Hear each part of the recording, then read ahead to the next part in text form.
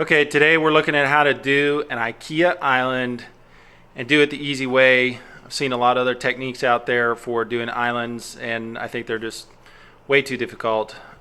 This is really simple, and there's no need to do anything more complicated than this at all. All we have is a stack of 2x3s. In this case, you could also use 2x4s, and that's been built up. You see 3 of them there, and that's going to give you 4.5 inches tall. That's all you need. And you could use, like say, 2x4, 2x3s are cheaper, and they are enough. You don't need anything more than that. These are rock solid. And all we do is cut those to length. We don't go the full length of the island.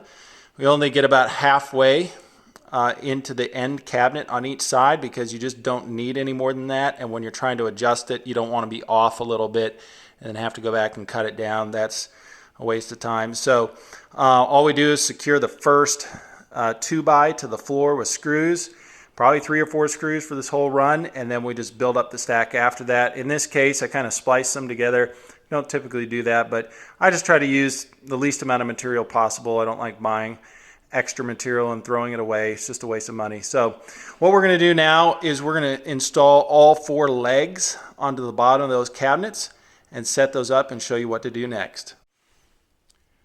Okay, so here we go. We got feet installed on all of the cabinets.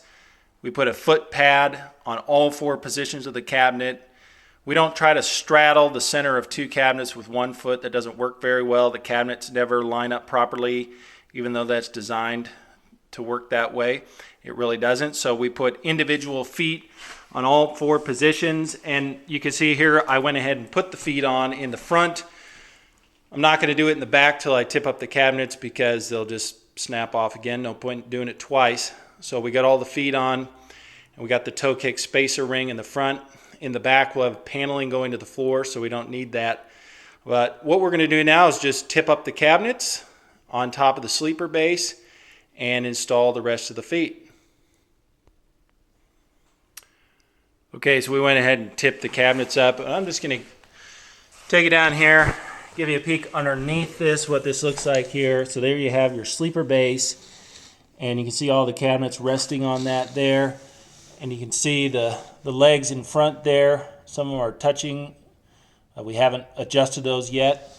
And we're going to go ahead and put these legs on here in the back and get all the legs installed. And then what we're going to do is clamp all the cabinets together and start leveling them before we finally secure it to that sleeper base.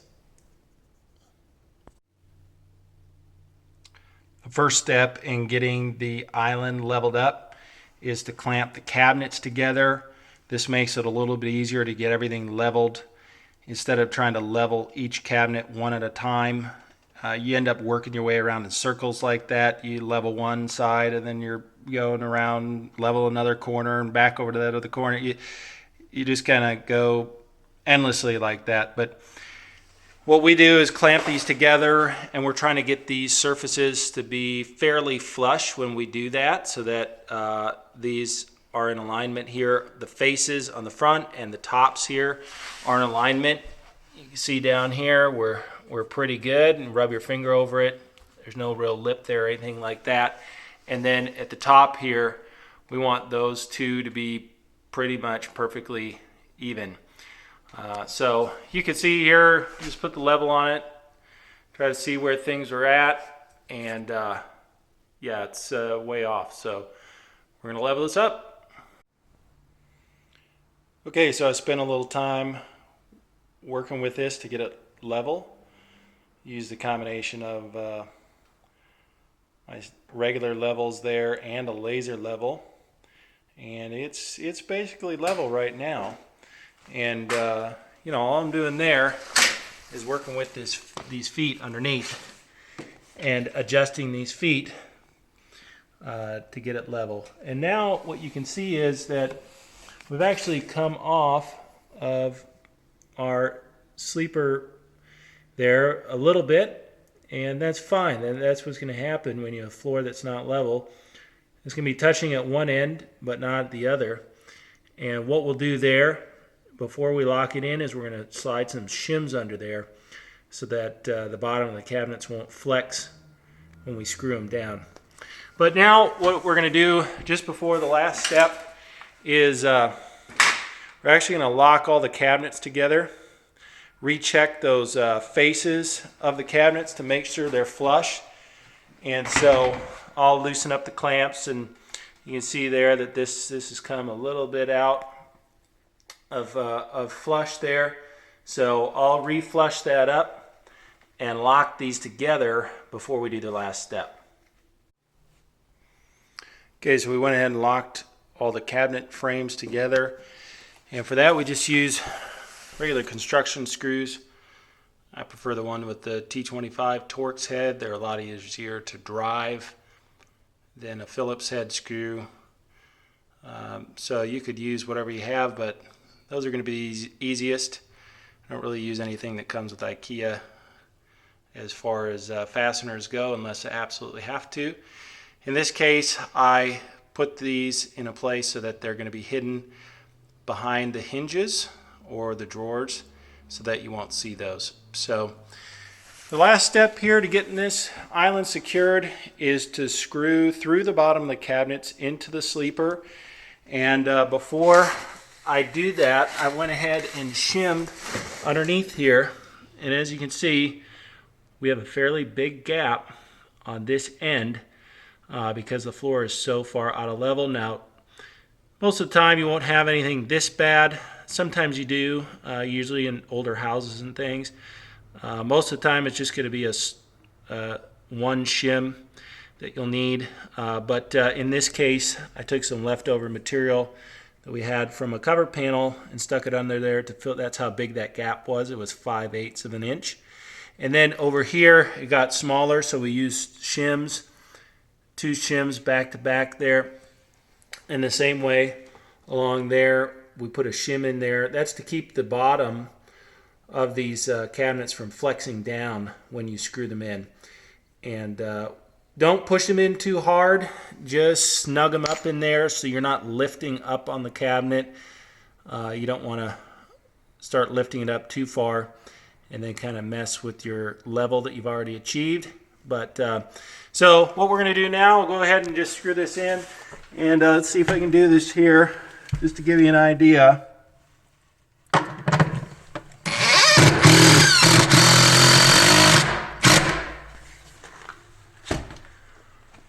So, see where we came out there.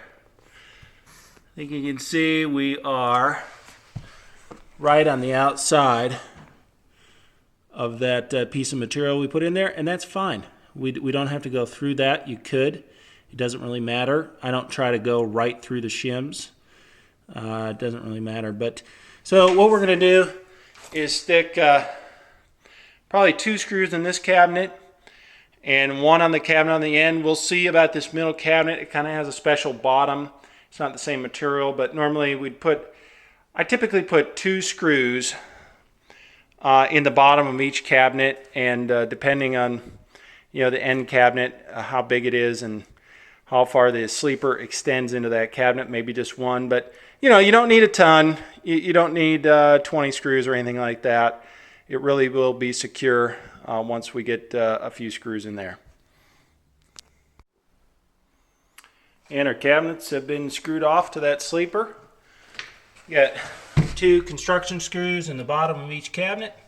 Those are 3-inch screws, and if you're concerned about aesthetics, you could put some white silicone over the top of those.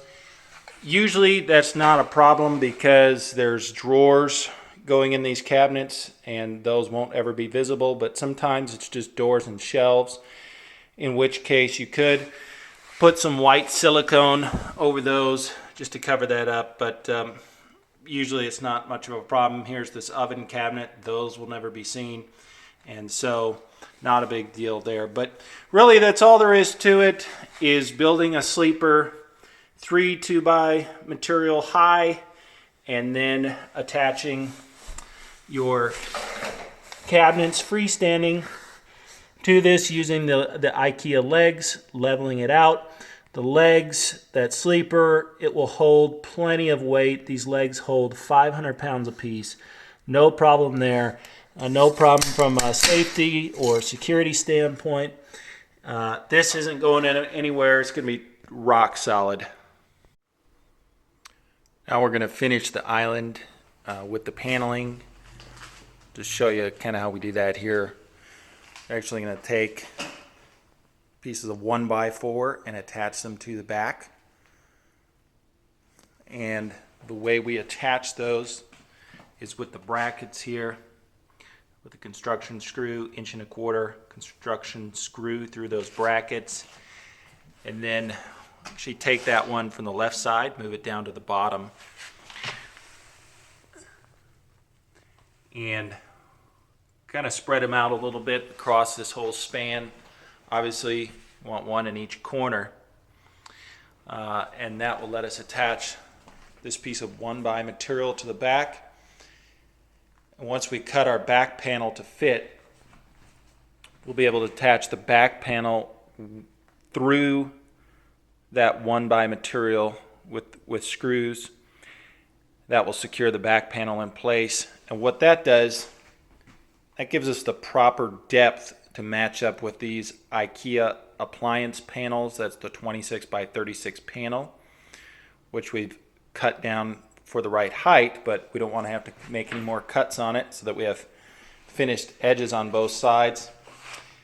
In order to get the proper depth, we add this piece of 1x material on the back, and then when we use the 3x8 Ikea panel cut to size, it will finish up real nicely, and these corners right here will end up being flush together. So we'll get that installed and then just show you one last shot. Okay, so here's a look at that. All finished up with the paneling on. We got the panel, back panel cut to fit. Got the side panels attached, and we use that piece of 1x material on the top and the bottom to attach the back panel. It's using 1.25" construction screws there, and got everything lined up nicely. You can see this seam over here looks pretty close, pretty tight. You can see it that way. So these 26x36 appliance panels on the sides, when you use the 1x material in the back, it gives you exactly the right depth to end up with this standard 1/2" overhang in the front. That's normal for Ikea paneling. So there you go, there's a finished product. Let me know if you have any questions in the comments. Try to get back to you on those. Thanks again.